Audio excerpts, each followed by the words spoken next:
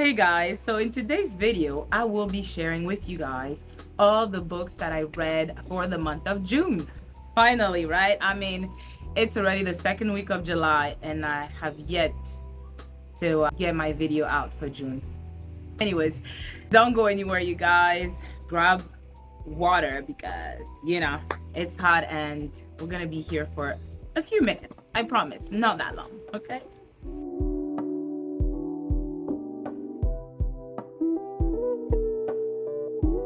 All right, you guys, welcome to my channel. My name is Chilanda and this is Library Without Borders.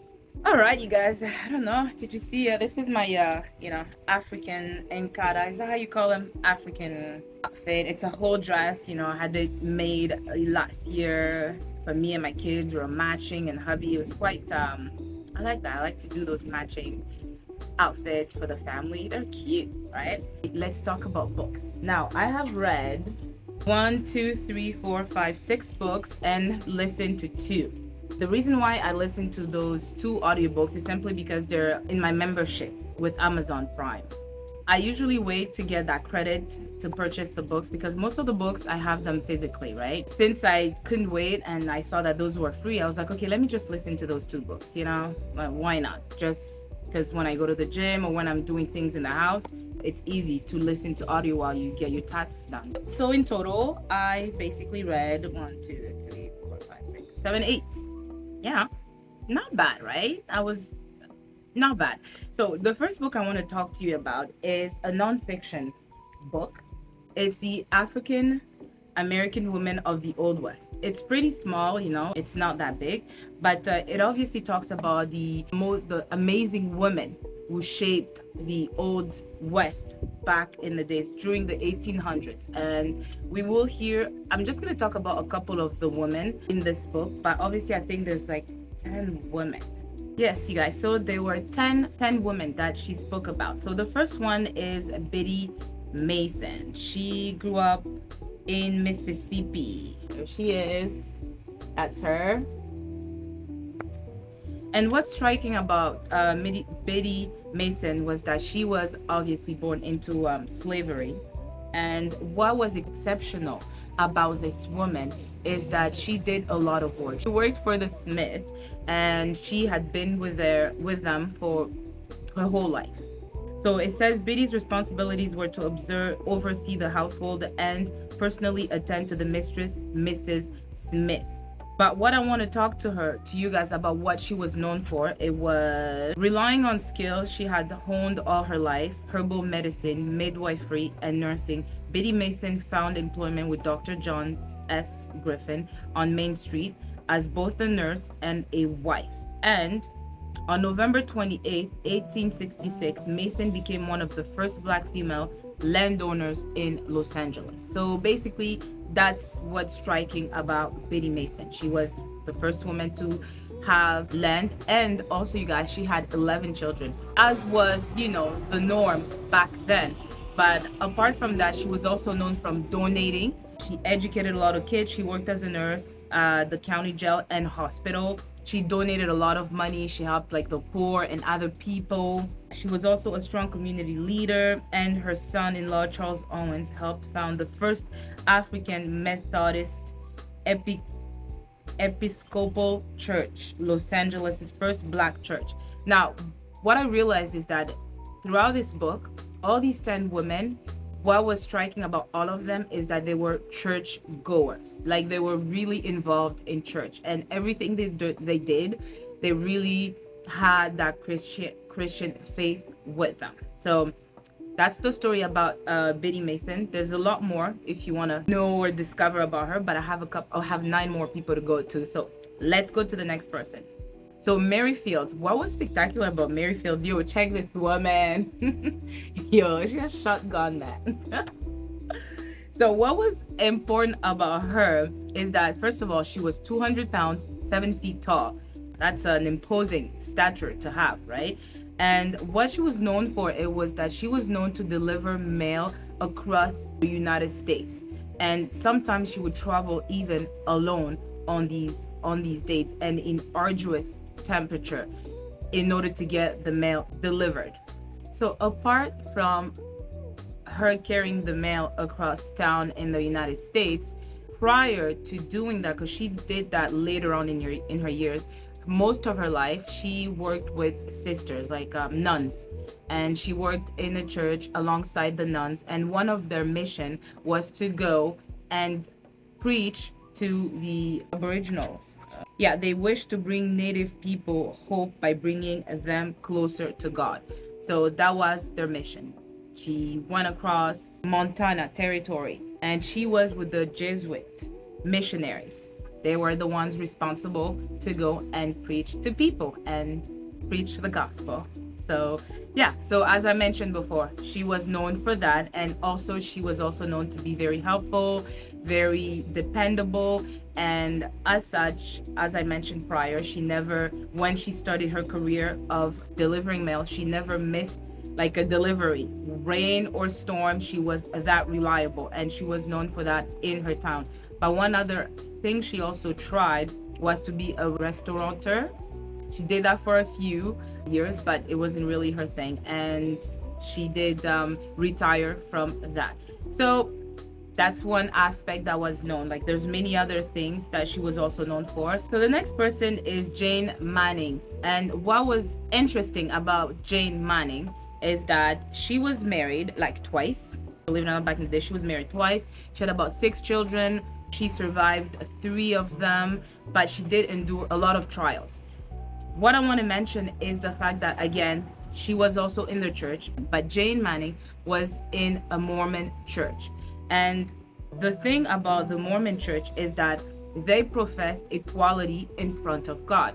But somehow, the fact that she was very devoted to church, to the Mormon religion, all of that, she was still not seen as an equal to white people. And the book talks about everything she tried and did in order to fit, because what the Mormon church taught was that after you died, there was a special place for you, like in heaven and something like that.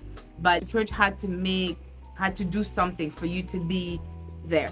And her whole life, she basically fought and aspired to be part of the afterlife. And this is what I want to talk about. In 1894, she requested a personal meeting with the church president to ask for her endowment. He agreed that she was a longtime member of the church and a faithful one at that, but told her that his hands were tied. Church officials found justification in biblical doctrine that denied blacks full inclusion in their faith. Can you believe it? Like, and she even tried to pay at some point in order to actually be giving her endowments. She went to the grave with her request unfulfilled. Y'all, can you believe that? That is terrible. Next one is Abby Fisher. Now, with Abby Fisher, she's quite a phenomenon. So I wrote here in my note, Abby Fisher, she was a mulatto or of mixed race, and she was known for her cooking recipes, as well as being the first woman to write a cooking book. She also passed as white later on in her years. That's what I wrote. Yeah, so basically that's the thing about Abby Fisher. And I want to show you here the little, I don't know if you can see, it's a little preface and apology for her book, a little excerpt. And there she has the list of her recipe and food. Here it says, I concluded to bring forward a book of my knowledge based on an experience of upwards of 35 years in the art of cooking soups, gumbos, terrapin stews, meat stews, baked and roast meats, pastries, pies, and biscuits. I mean, she also had marking of jellies, pickles, sauces. Like, she was one of the pioneers when it came to those, you know, bottled pickles and stuff like that, ice creams and jams, all that good stuff. I mean, who would have known, right? That was Abby Fisher for you guys. We also have the next one, Clara Brown here. Let me just get to my notes. The story of Clara Brown. She searched for her daughter Eliza Jane, and she found her when she was 79 years old. She was reputed to be charitable. She's also indicted in Colorado's Women Hall of Fame. She cleaned, cooked for the miners with which she was traveling with. That was one of the stories that was really emotional, because what happened is that during slavery, as you are aware of, families were separated and her daughter was taken from her, and she vowed that she will not stop until she found her daughter. And Lord behold, she actually found her. Can you believe it? And she died a couple years after. Like, my God, that story, it was really hard. Annie Box Neal is next. Look this one. It's gonna be too long. I don't want to talk too much because we have other books to go through. But yeah, there was Annie Box Neal. What I say about her: built a hotel, excellent shooter and entertainer, Black and Cherokee Indian. That was Annie Box Neal for you guys. I mean, if you want more details, you need to grab the book so you can actually find out more about these famous women. The next one was Mary Jane Holmes, Shipley Drake. She was, here she is. And the lady here was known for what I wrote. So the story of Mary Jane Holmes, Shipley Drake, is that she had to go to court in order to fight her enslaver, in order to reclaim, not possession, but to claim her children.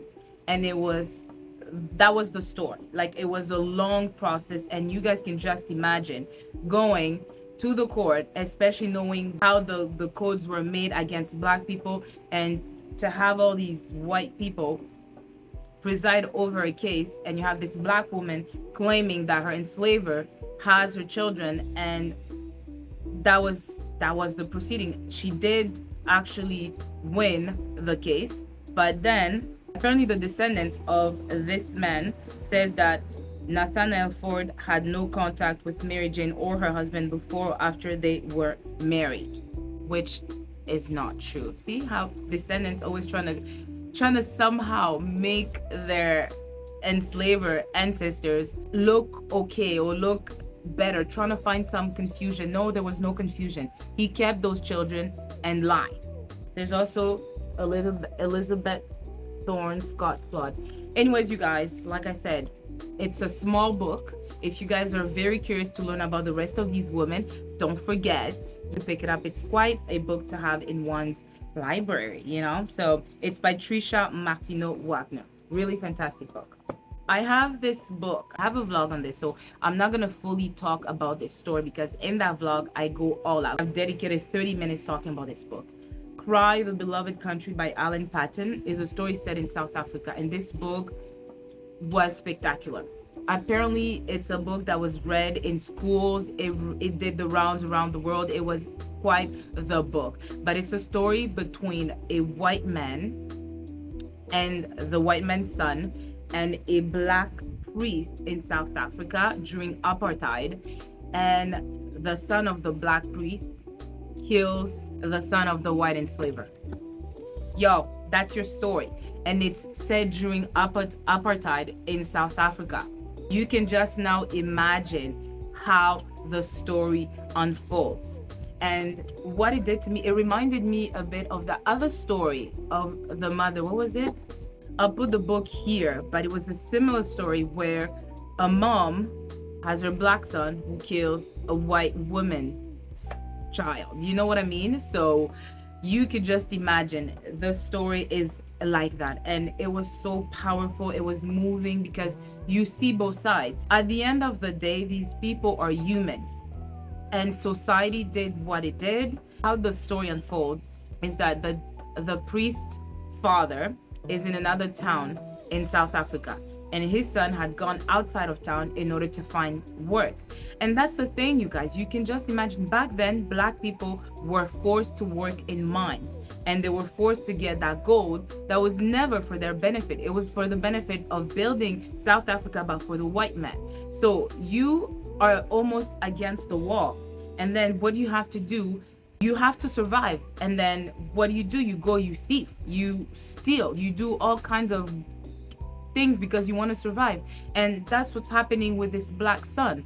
And then unfortunately, the white man's son, he was actually working for the community. He was working to get better systems for Black people, but he was just there at the wrong time, you know. And the Black son didn't think, you know, he just went into a house trying to get something, and right? So anyways, you guys, this is actually, like, it's a fantastic book, and although fiction, it has a lot of great non-fictional facts about South Africa during that time. It also talks to you about the population of the descendant of the Boers and why they're called the Boers, of the percentage of Indians and the blacks there, and it's full of history.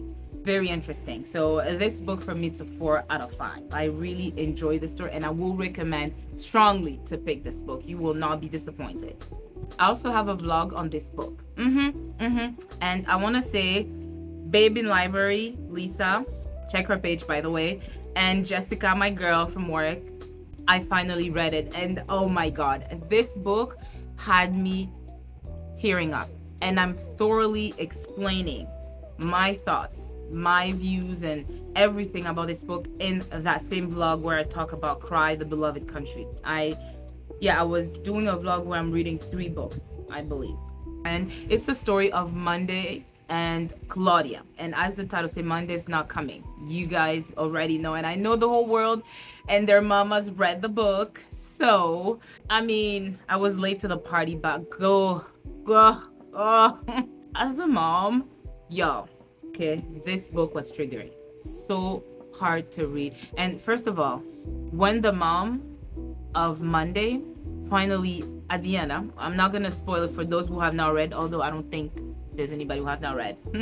When she just says what she says with such a nonchalance, with such a, and that just made me think of how in the world there are parents who do not deserve to be parents but do become parents, and the ones who really would be grateful to be parents cannot have children. Just how some people do not deserve to have children. And what this book also touched upon, it's the system, broken system that failed the young girl Monday. She talked about neglect of the system and the neglect of the schools, of the grown-ups, the adults who failed a child. And the fact that she said it was said in, what was it, Washington, or like behind the Capitol city, it was simply unsettling to know how this story began, what happened, and the twist with Claudia, how she was going through all of this and trying to find her friend and trying to explain to everyone that would listen that her friend is missing, somebody do something, and no one is listening. And then to come and discover the twist, I was just like, I was baffled. Like, anyways, you guys, I talk about this in my vlog. So this is a 4 out of 5 for me. I really enjoyed this mystery thriller. Like, it was a story, I found it very original actually. For all the reading that I've done in my life, this was actually original. If you're one of those who have not read it yet, please pick it up. Next, you guys, I read The Confessions of Fanny Langton by Sarah Collins. Yo, this book was something else. Am I talking about this in my vlog? Like, it's the story of, obviously, of Fanny Langton. So it's set in Jamaica during slavery time, but almost at the end of it, okay? Not really in the full force of it. And there she is on a plantation, obviously, and what happens is that the master of that plantation decides to make an apprentice of her. So he teaches her to be his hands, like he wants to do surgery. Guess on who to be done? Black bodies. And she is a mulatto. She's actually, no, should I tell you that? No, I don't want to spoil the story for you, because when the master decides to make her his hands, something develops between them two. Not because she wanted, because she knew, and she says it, it was bound to happen either way. So why not just initiate the whole thing between that surgeon, who's the planter, and her? So something happens, and you know what? Oh, you guys, when she discovers the truth of who that man is, let's talk about the surgical procedures that were done on black bodies. Oh my god. And she says it, confession, because she is jailed. The reason why this woman is jailed is because it's at the beginning of the story. It's actually in the synopsis, y'all, so I'm not spoiling for it. It tells you the planter, the enslaver, decides to travel with her to London, okay? And there he gives her as a gift to this family. And there, what happens is that family gets killed, okay? The husband and the wife gets killed. But then you start to hear her story. What happened? She's accused of these murders, but did she really commit these murders? And that's how you discover what she had done in Jamaica. And then apart from that, there's also something which, guys, remember how in June it was Caribathon and I wanted to read some books, you know, of Caribbean origin. I didn't even know by picking this book that, you know, the author was actually of Jamaican descent. She's actually of Jamaican descent. She's of Jamaican descent and grew up in Grand Cayman. So I was like, fine, like I actually read a book by a Jamaican, so that was good. But yeah, and at some point in the story, you guys, she talks about one particular event, and that particular event is the enslaver wanted to do a particular procedure on a specific black Negro, and that specific black Negro was an albino. So they were so intrigued by the fact that these black bodies could make not only light-skinned people but completely white-skinned people, hence the albino. And oh god, y'all, I'm not gonna tell you, although sometimes I feel like I need to talk to you guys completely about these things, because although I don't want to spoil for you, I want to talk about them, right? Because he wanted to do and discover where the skin or the color of our skin, is it deeply rooted in our bloods, in our veins? Where is it coming from? And sometimes these people were not always dead, because apparently dead bodies, you know, don't in fact, she tells you that, and she does have nightmares about visitations, you know what I mean? So this book was a whole lot of, because I've read many slave narratives, and this is not really that much of a slave narrative, really, because when she goes to work in London, she just works as a maid, really. She just works as a maid. And by the way, you guys, apart from the fact that this is by Jamaican author, you know how it was also Pride Month in June, there's also a queer representation in this book, believe it or not. So like 2 in 1, right? 2 in 1. She starts to develop something with the lady of the house. I hope I'm not ruining it for you, but hey, okay, I've said enough. I've said enough. Guys, this book, I mean, I tabbed this book. There were certain things. Let me just read a quote or two, you guys. Just a quote or two. Okay, just listen to this. I admit to being torn. No naturalist would pass up a chance to examine such a rare creature. Langton might have seen it as his chance to prove that skin color and the origin and the other national characteristics are innate rather than superficial. If the albino were like all other blacks, he would be black in the inner parts as well, in the bile and the blood, and would possess all the other Negro traits. I confess to a momentary excitement at the thought of what one could do with access to such a subject, but not even that would persuade me to join forces with Langton again. Yo, I'm gonna stop this, but there are so many things that they wrote about like Negroes and black, but isn't that shocking? Did you just listen to what I read to you guys? Like, unbelievable that people really did that. Absolutely. It's a 4 out of 5 for me. And of course, you guys, I have been raving about this book. I actually ordered the second installment in the series, the Lazar Family Saga. I can't wait to read the second book because this book took me by surprise.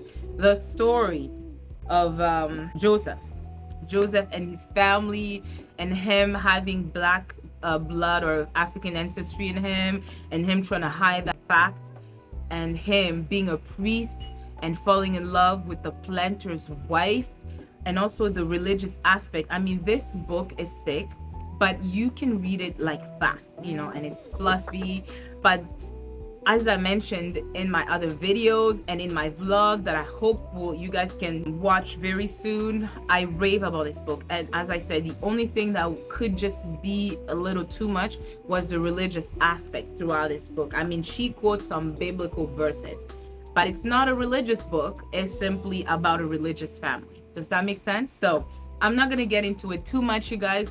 Necessary Sins by Elizabeth Bell. Please pick it up. It's a 4.5 out of 5. Not quite a 5, a 4.5 out of 5. I actually had a great reading month during June. Like, I'm really, really happy about June. So before I end all the physical books, I have 2 audiobooks that I'm going to also share with you guys. But this book, it's actually a YA book, and it took me by surprise. It's Good Intentions by Kasim Ali. This book, you guys, the social commentaries you will find in this book, absolutely marvelous. Okay, it is a story about a young couple. They're in the 20s, but they do start their relationship, I think maybe when they're 18, because at the end they're just 24, 25. And it's between a Pakistani young boy. They all live in the UK. It's a relation between a Pakistani boy and a Sudanese girl. They all grew up in London, but they're obviously descendant from those original countries. And it's essentially this young couple grappling with the racism that has lived in their families for years, especially with the Pakistani boy. He knows that in their family, first of all, they're Muslim, yeah? And when you marry outside of religion, it's already taboo. Now, when you marry someone outside of that race, can you just imagine? Okay, that's one. And the two, what I found actually very interesting, it was the fact that this particular culture also discussed lightening, skin lightening, skin bleaching. So they also feel some type of way, like Pakistani people also do try to bleach their skin, because the whiter you are, you know, always good. I learned. And although the story, the love that develops between these two is actually really beautiful, it was cute. I loved their relationship and how they began in university and how he was just obsessed with her. He really cared for her. He loved her. But then he kept talking about 1 year into the relationship, the girl is asking, when can I meet your family? And he's like, very soon, you know, like I have to prepare them. And she's like, okay. But then she actually does introduce him to her family. Y'all saw that B, right? This is what I get from being outside. So she introduced him to his family, and his family are like, they welcome him because they want their daughter to be happy. And they're like, okay. 2 years after, she's asking the same question. It's like, what's going on? You know, and he's like, okay, you know my family, you know, they're not used to it. And she's like they don't even know me, you know what? Is it because I'm black and all that stuff? Before I continue the story, I want to also talk about the certain representation that I found he did great. Like the sister of the girl, she has mental issues in the sense that, please look out for the trigger. There is mention of suicide. The sister did try to take her own life because she's going through some things, you know. So the way he talked about it and how she's grappling with the fact of, like, she has suicidal, it was prior, because by the time he meets her, she's gone through that and she's going through counseling and all that stuff. So there's that aspect that is also really prominent in his girlfriend's life. At some point they do have a conversation, you know, about what she wants to do in life and things like that. And she talks about how she wants to do journalism, right? Because she elaborates, explaining how she's tired of having the same out-of-touch narrative poured down her throat, that she wants more reporting from people who look like her, who look like him, instead of the predominantly white mainstream media. That's why she gets into journalism. That's fine. Another point, he's having this conversation about, you know, in the family. And then she's like, it's not like we're born with this knowledge.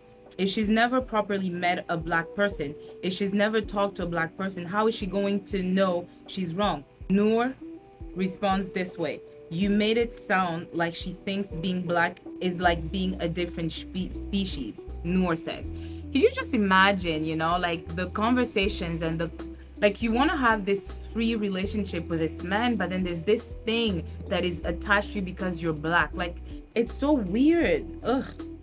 Guys, it was so weird. And at some point here, she says, all I know is that one day we were walking home together and my mom saw us, not holding hands or anything, just talking. And when I got home, she shouted at me saying that I shouldn't be hanging out with girls like that because black girls are what? Dangerous? Because black girls are not the kind of girls that you hang around with. That's the kind of conversation is going on between Noor and Imran. And then she says here, I just think it would be easier sometimes if we didn't have all this trailing behind us. Family, culture, tradition. Being the most dutiful child you can be. As if all that matters is comforting to what your parents want of you. And all they care about is what other people think of them, of you. We try so hard to be this upstanding family just in case someone looks closely and sees the cracks. I mean, so many things were tackled in this book that even I was like, wow. Like, you know, the fact that, you know, a lot of Pakistani people just don't marry with black still today, you know. I mean, this is not like said in the 1800s. This is your millennial type of couple, you know, and they have to deal with racism in our family. And anyways, good intentions is exactly that, you know. At the end of this, without spoiling the story for you guys, the meeting does happen with the family, but then there was one thing that the family was really stuck upon, was that he decided to start this relationship with her for 4 years, y'all. 4 years, and not tell his parents. And the way you see the family in this family, the way he's close to his family, they're very close. He has 2 siblings and the parents, they live in they're very close. And you could feel that the mom was hurt by that. The fact that he had this whole relationship and he never told them about it. Y'all, that's gotta hurt. But anyways, you guys, it's a 3.5 out of 5. It's a great book. I really highly recommend. It's YA, but the way it's written, very fantastic. And this is the author, just in case you're curious. It's him. So those are the physical books that I read, and then I listened to 2 audiobooks, and they were all thriller. I do not want to spoil this for you guys, so okay, it's fiction, thriller, crime.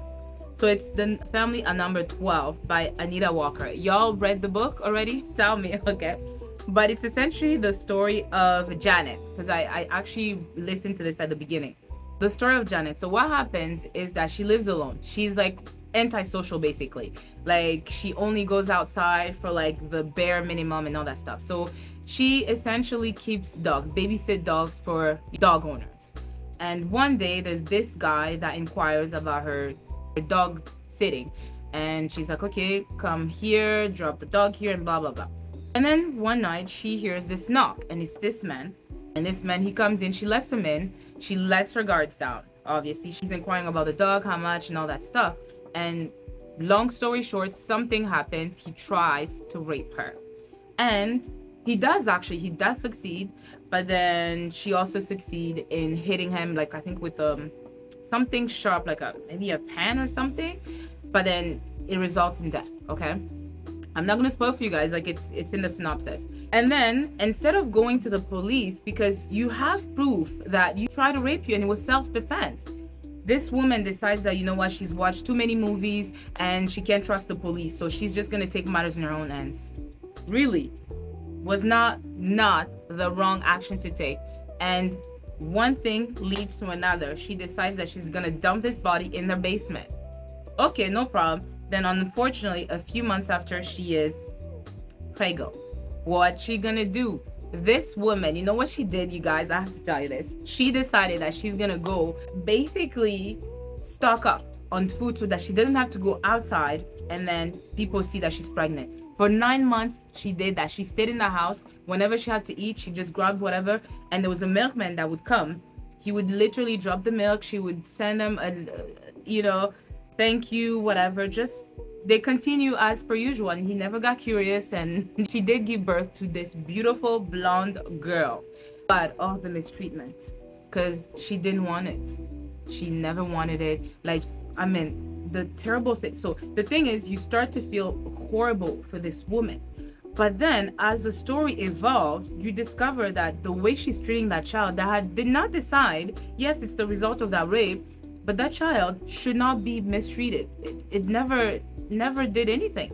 Not only does she have a whole room locked, she decides she decides to give her own room to the child because it had its own ensuite. That child never leaves that room for almost 8-9 years. Never seen the door. Like, she completely hides the door, I mean the windows, and this child just knows as mommy, and then she's called child. That's her. She thinks she's child. And the way the story unfolds is that she does get discovered. Something happens, the child gets discovered. But you guys, I have to stop because I'm afraid I do that. I am afraid that I'm gonna spoil the story. Something happens, the police does come, find the child, but then there's something more in the basement outside of the bones, because at this point the body is bones, right? Something more is discovered in the basement. Anyways, I won't tell you more. And child, she's brought into another family that will welcome her, and in that family there's another child, and they will have a friendship as like almost sisters. But then child, you know, you went through some kind of traumatic event, so you're either gonna be a good citizen, or maybe some of that, you know, is in your blood and it's genetic. I don't know, y'all. I don't want to tell you nothing. You just have to read, discover the twist and the end, okay? I'm just saying, I had a good time with this book, and I was just like, what the fuck? You need to read this book. You need to read this book. And the last one that I read was Local Girl Missing by J.A. Baker. This is also mystery, thriller, suspense. Yvonne and Mariel are all left in shock. Gossips around the office begins to swirl. What could have happened to Deborah? Is she dead or alive? And who could be responsible for her disappearance? This book had me a little confused, but not really. So obviously, it says here, Deborah is this girl that worked with all these characters, and she is kidnapped. You do get to meet her kidnapper. It's a woman, believe it or not. But around the town, people think it's a man. Who can kidnap a woman if not a man? And when you think about kidnapping stories, it's usually men. So anyways, you guys, she is kidnapped by this woman, and then she is in cellar, like in the middle of nowhere. She is being tortured, and all this time Deborah is trying to figure out a way to leave this place. And at the same time, you do know this woman who's done the kidnapping, is she among the people working? Now, I'm not saying, I'm asking you guys. And then something happens, another girl is kidnapped, and then you have these two girls in the basement, and then she's a bit younger, but then there's something similar with these two girls. Their faces look similar. They're not related, but it looks like this kidnapper has a theme when she's kidnapping these girls. And then through what the kidnapper is saying to these girls, you're discovering a bit of the history, like, why is she doing that? Like, what's going on? And at the same time, there are multiple POVs, because you do hear the side of, I think, what's his name? Of Adrian, of Yvonne. Like, they do have a part in this story, but somehow unrelated to the kidnapping. Anyways, you guys, I read the story. It was good. It was a good thriller. Sorry, the other thriller, it's a 3 out of 5. I had more fun with that. This one it's a 3 or 2.5 out of 5. It was good. It was good. Did I see the twists coming? Maybe not. Maybe I thought, because at some point, without, like I said, spoiling it for you, they do mention 2 sisters here, and now you almost start to think, is one of the sister the kidnapper and the other one good? Because you hear about, like I said, through the kidnapper, you hear of certain stories, and she does talk about her childhood and how she was a twin. A twin, you know, the good twin and the bad twin. Yo, I'm done. I don't want to ruin it for y'all. Those are all the books that I read for the month of June. Okay, you guys, so I'm so sorry if it's too long. I hope my husband's gonna try to shorten it a little bit. But other than that, y'all know that, you know, I love to ramble about books. So anyways, you guys, I'm wishing you a beautiful day. It's Sunday today, so I hope you're enjoying time with your family, you're traveling, you know, you're enjoying the summer, the outdoors. So on this note, please don't forget to like, comment, subscribe, and share, and I will see you in my next video. Ciao.